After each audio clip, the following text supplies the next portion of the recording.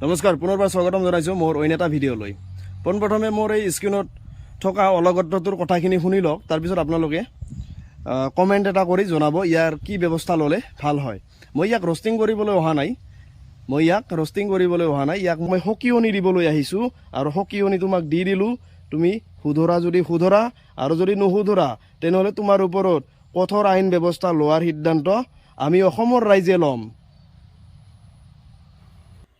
অসমত যদি কোনোবাই মিয়া মুছলমানক বাংলাদেশী বুলি কয় আৰু যদি প্ৰমাণ কৰি দিব নোৱাৰে তেতিয়াহ'লে ভৰিৰ পৰা চেণ্ডেল খুলি মাথা এনেকুৱা ভিডিঅ' বনোৱা বন্ধ কৰা, যিহেতু তোমাৰ এইবোৰৰ ওপৰত সামান্য তুচ্ছ জ্ঞানো নাই।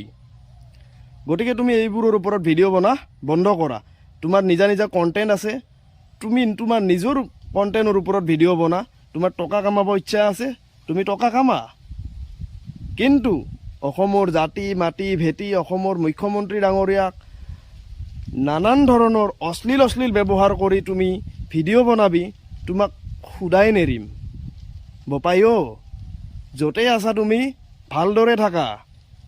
যদি আমি অসমৰ ৰাইজে তোমাৰ ওপৰত ব্যৱস্থা ল'বলগীয়া হয় তেনেহ'লে তোমাৰ ব্যৱস্থা বহুত গৃহীত হ'ব, তোমাৰ অৱস্থা বহুত বেয়া হ'ব। গতিকে য'তেই আছা ভালদৰে থাকা, ভিডিঅ' বনোৱা, তোমাৰ নিজা কণ্টেণ্ট আছে, নিজা কণ্টেণ্টৰ ওপৰত ভিডিঅ' বনোৱা।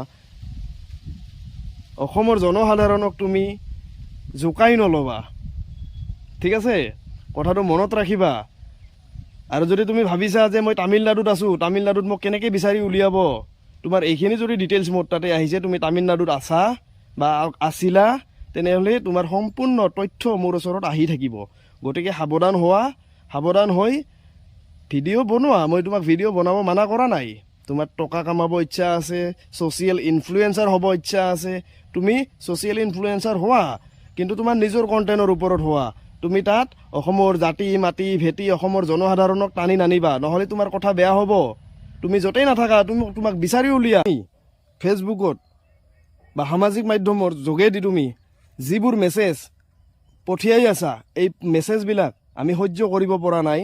আমি অসমৰ ৰাইজে তোমাক বিচাৰি আছোঁ, ঠিক আছে? যিদিনাখন তোমাক লগ পাম সেইদিনাখন তুমিতো আঁঠুকাৰি মাফ খুজিবই লাগিব। আৰু যদি তুমি এতিয়াও বন্ধ কৰা নাই তেতিয়াহ'লে তুমি অতি সোনকালে বন্ধ কৰা, নহ'লে তোমাৰ ওপৰত তুমি য'তেই নাথাকা তোমাক বিচাৰি উলিওৱা হ'ব আৰু তোমাৰ ওপৰত কঠোৰ আইন ব্যৱস্থা লোৱা হ'ব। কথাখিনি মনত ৰাখিবা।